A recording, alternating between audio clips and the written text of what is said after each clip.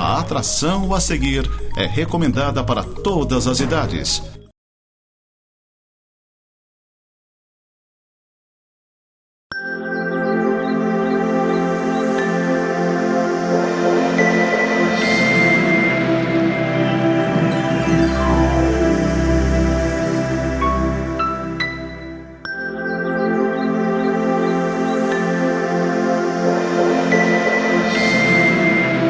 Olá, queridos, a graça e a paz do nosso Senhor Jesus Cristo.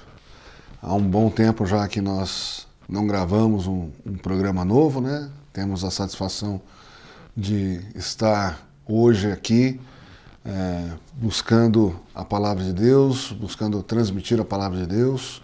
Agradecemos a Deus por essa oportunidade.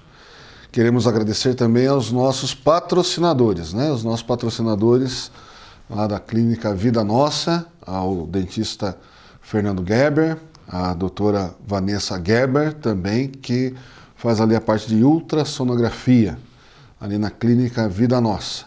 Então, se você tiver alguma emergência, procure ali, dentista e ultrassonografia. Nós vamos buscar a Deus agora em oração, pedindo que Ele nos oriente e nos abençoe na meditação da palavra dEle. Oremos. Deus e Pai, nós te agradecemos, ó Deus, por mais um dia de vida que o Senhor nos dá.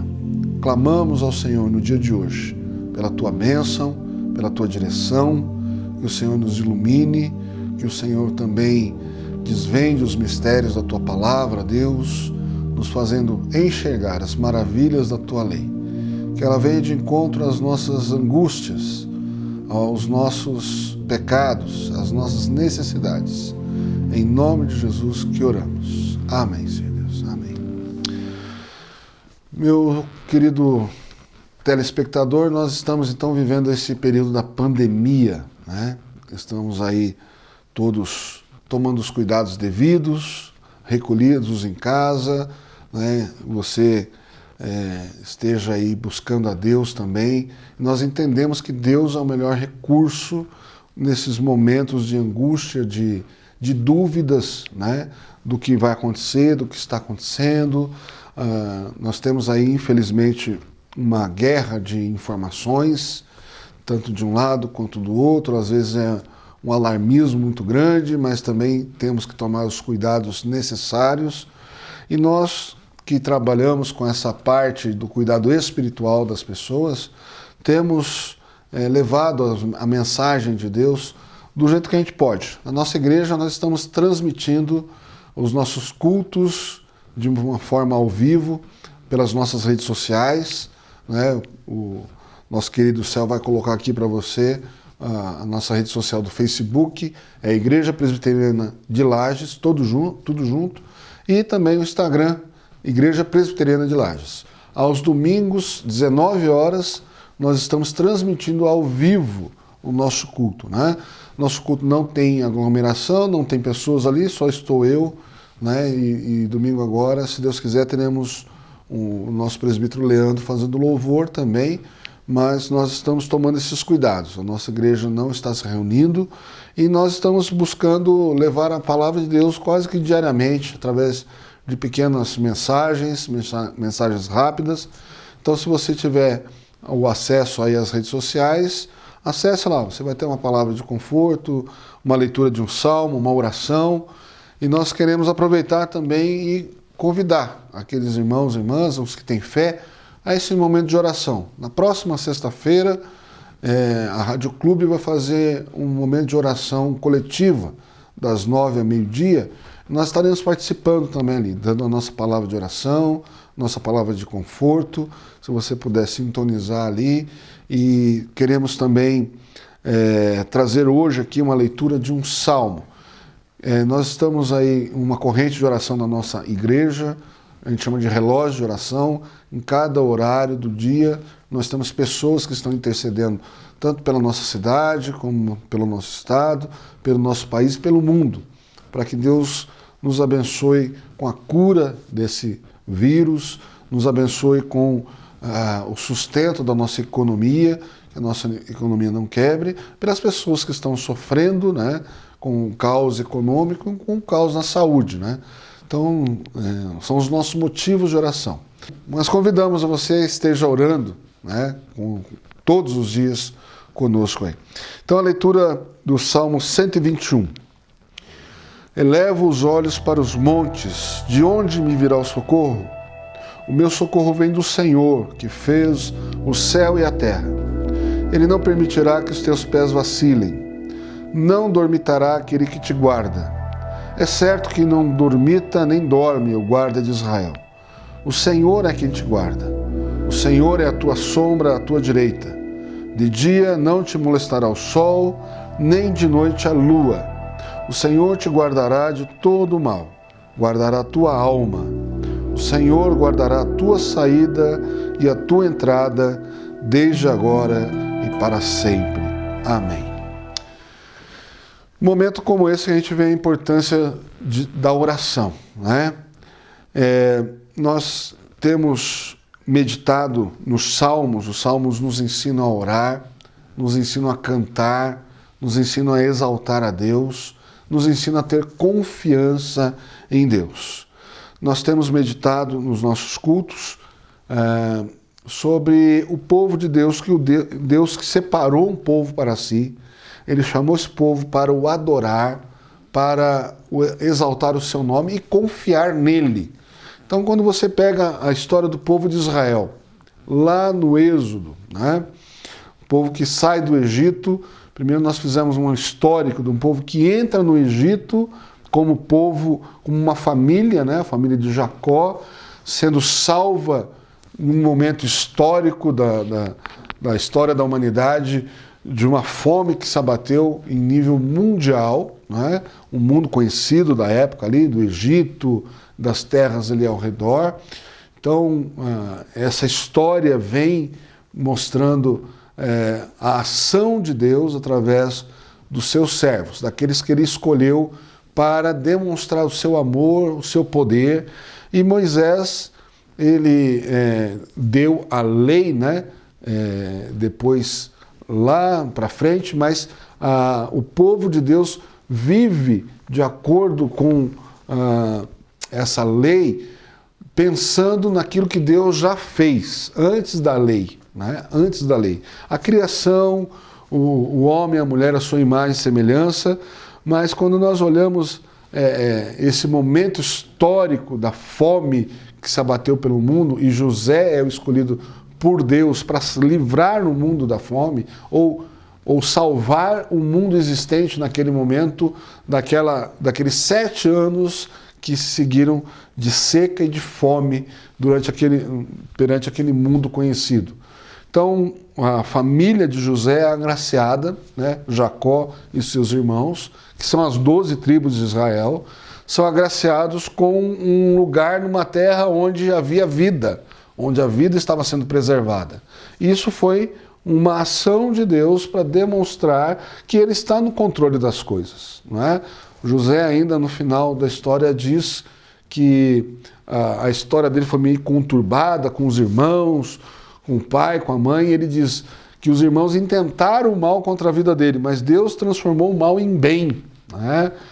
Porque foi para aquele momento que Deus tinha separado José, para ele ser o preservador da vida. E aí o faraó convida ou deixa graciosamente a família de José ir morar no Egito. Se passam 400 anos nessa história, 400, mais especificamente 430 anos, né? Nessa história do povo, da família de José, da família de Jacó entrando no Egito, e ali há várias mudanças na história, mudança do povo que dominou o Egito, né? Isso conta nos livros históricos, fora a Bíblia, né? E é interessante também você perceber que na época da libertação do povo de Israel do Egito, que a gente chama do livro do Êxodo, conta essa história, os egípcios contam que as pirâmides elas já haviam sido construídas há 1000 anos antes, né? 1000 anos anterior à saída do povo do Egito, do povo de Israel do Egito. Os egípcios contam essa história. Então eles têm esses registros lá.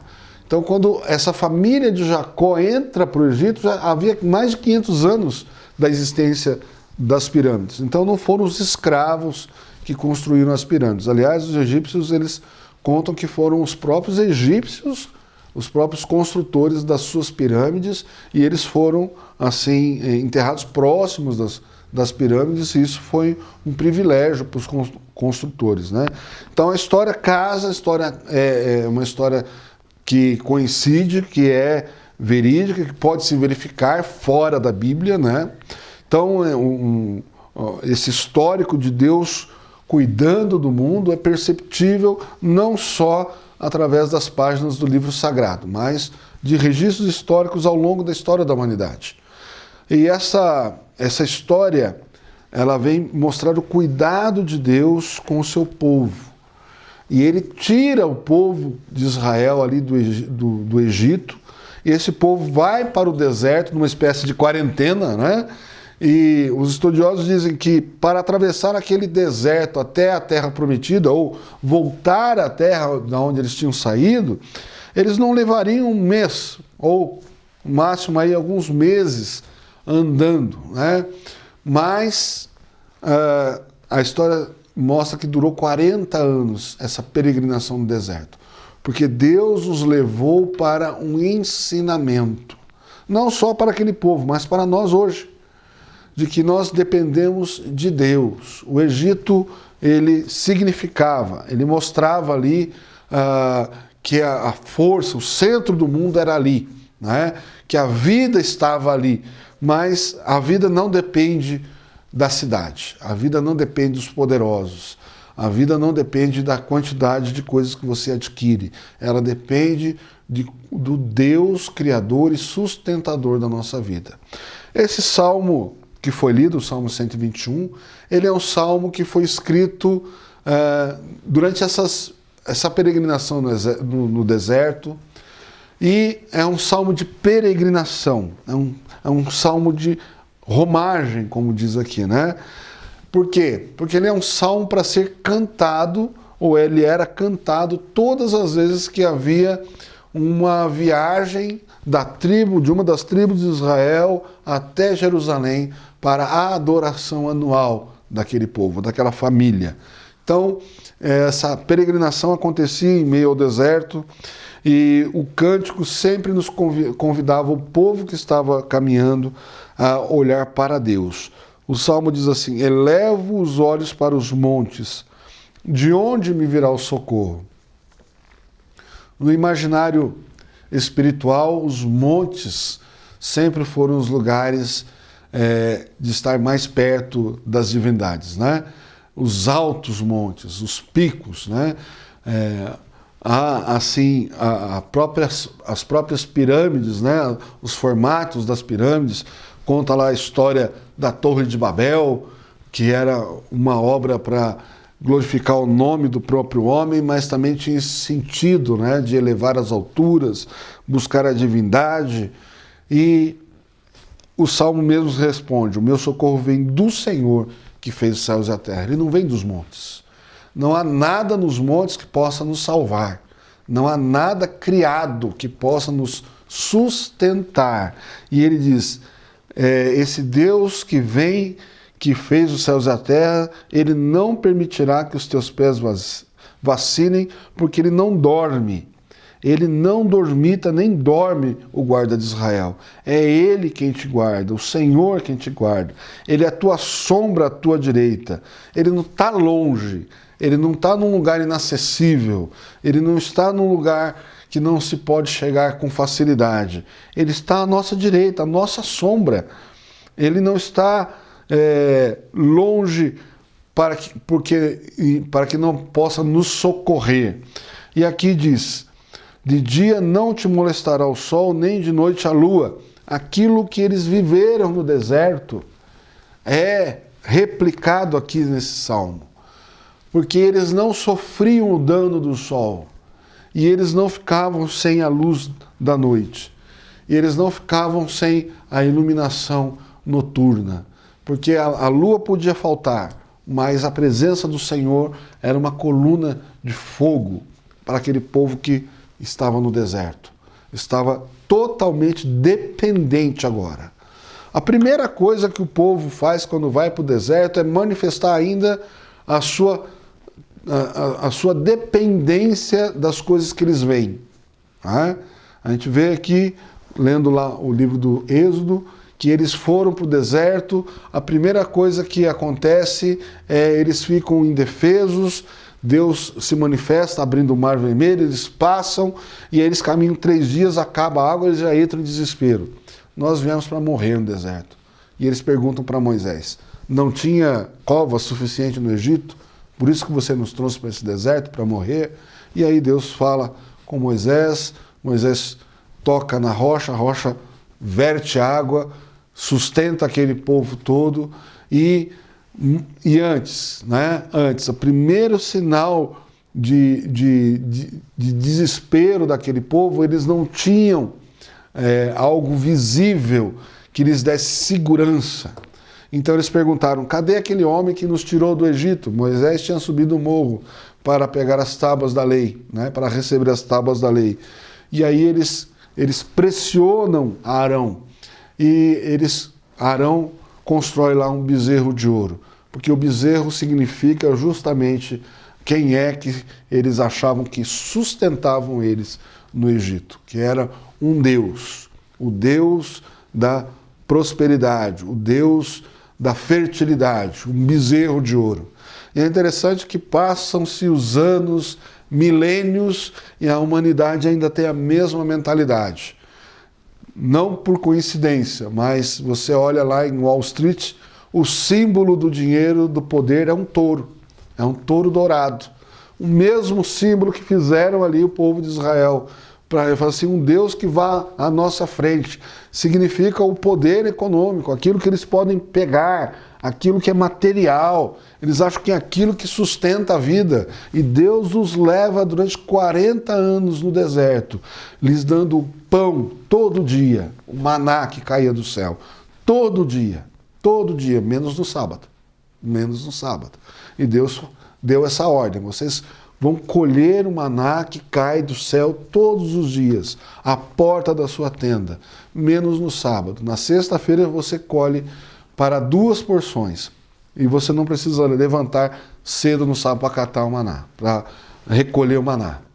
E aí, o que o povo fazia? Fazia exatamente o contrário. Durante a semana eles queriam recolher para 2 dias. E quando eles faziam isso, aquilo embolorava, dava bicho, cheirava mal.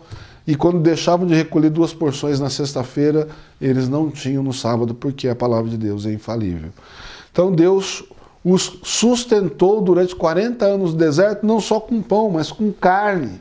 Deus fez cair cordonizes no meio daquele acampamento, né? E outra coisa, Deus guardou e preservou as roupas, as sandálias. Durante os 40 anos eles não se desgastaram. Esse é um relato impressionante do cuidado de Deus com o seu povo durante os 40 anos no deserto, para ensinar aquele povo que quem sustenta a vida é o Deus Criador.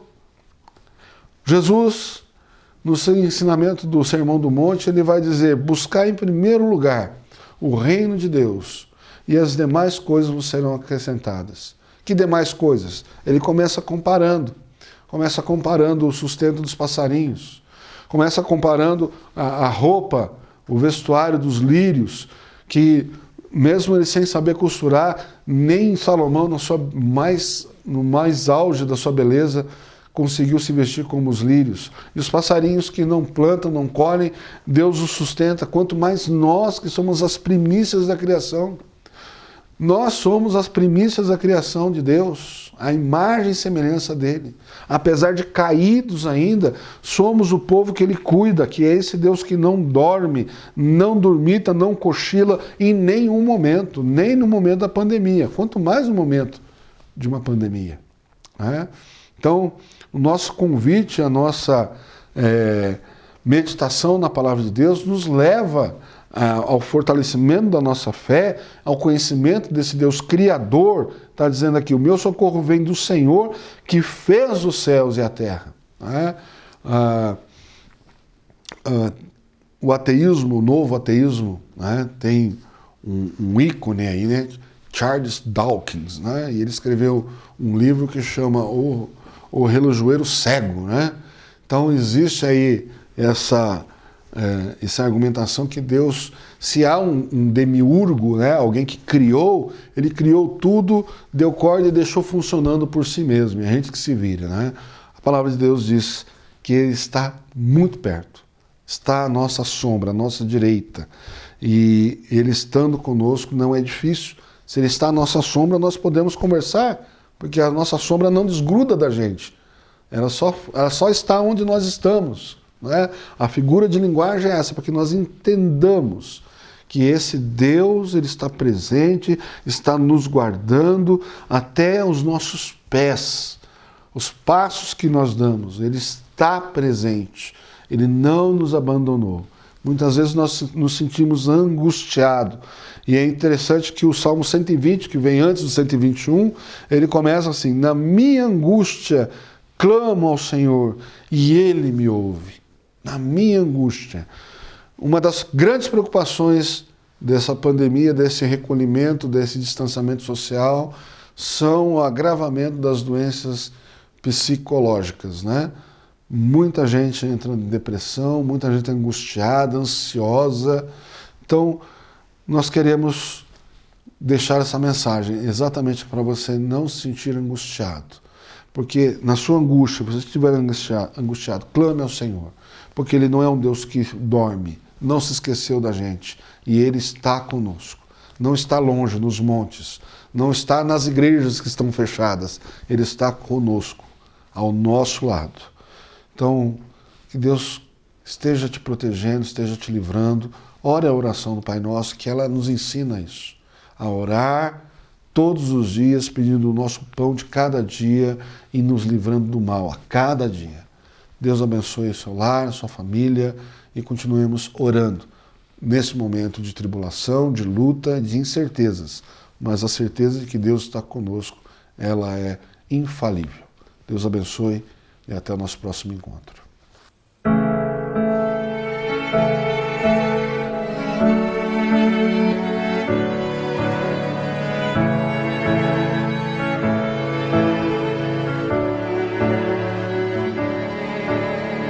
Ao sentir o mundo a meu redor,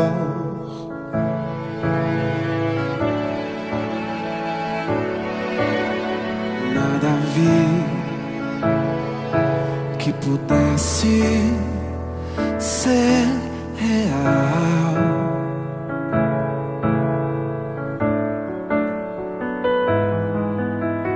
Percebi que todos buscam paz, porém em vão, pois naquilo que procuram não há solução, não há solução.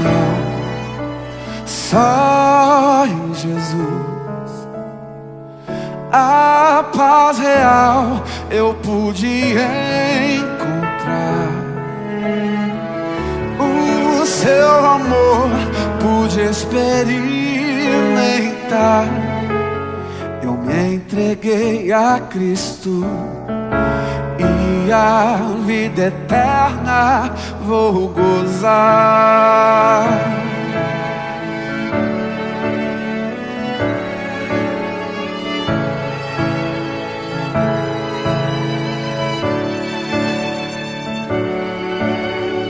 Posso ver que você não é feliz,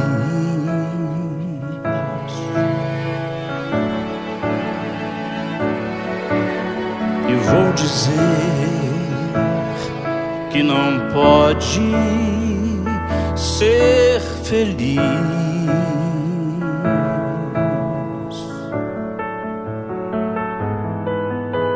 Se continuar a procurar em vão por caminhos que não trazem solução, não trazem solução. Só em Jesus a paz real você vai encontrar. O seu amor vai experimentar. Venha Jesus Cristo e a vida eterna vai gozar.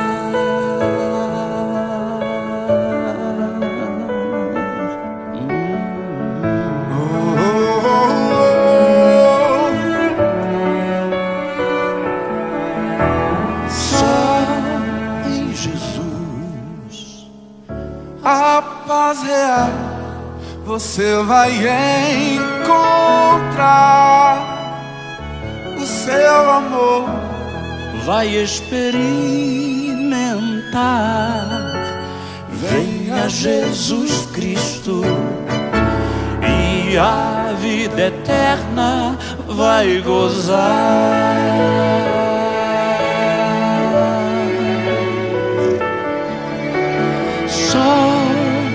Jesus,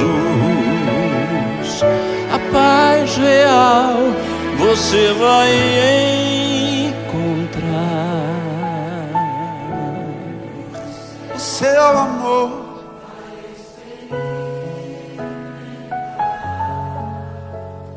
venha Jesus Cristo e a vida eterna vai gozar.